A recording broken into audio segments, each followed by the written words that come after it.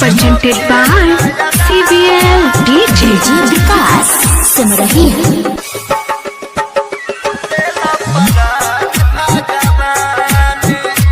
Mixed by AG Recording Studio।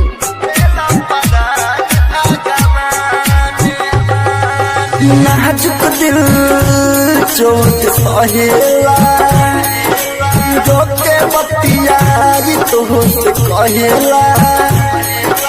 नाजुक दिल चोट सहेला रोके बतियारी तोहसे कहेला। अब कैसे जियल जाई हो सनम कैली बेवफाई हो।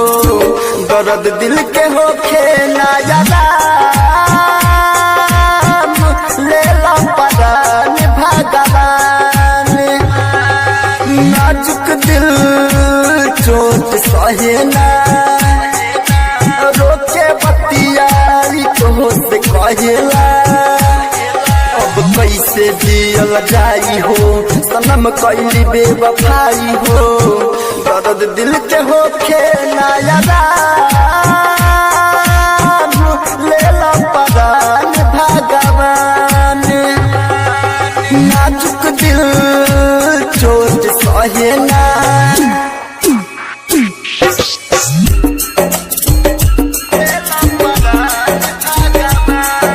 Mixed by AG Recording Studio। DJ विकास सुन रही है।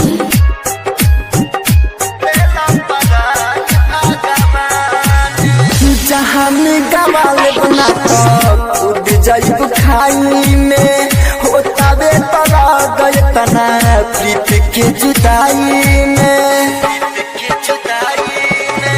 नहा तो गवाल बजान खुद जाइब खाई में होता बे तरा गए तना प्रीत के जुदाई में।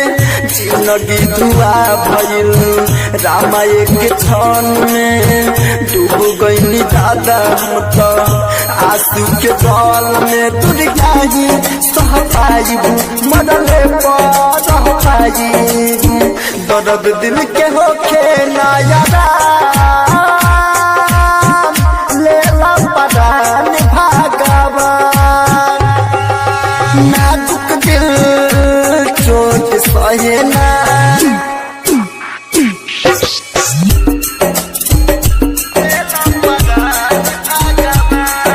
Mixed by AG Recording Studio।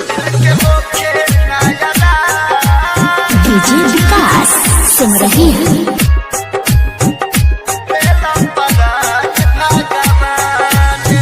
आपन परान के पराया न होला। राइटर मुकेश के दिल में भड़कता सोला। आपन परान के पराया न होला। बबुआ विकास के दिल में भड़कता सोला। बुझी ना दर्द हमरे दिल के भीतर के तू कता घावनी दिलवाई सर के। इतना ना तड़पाव हमरा के ना डोबाव सपनों में जपियो करना लेला परान भगवान। नाजुक दिल चोट सहे ना। AG Recording Studio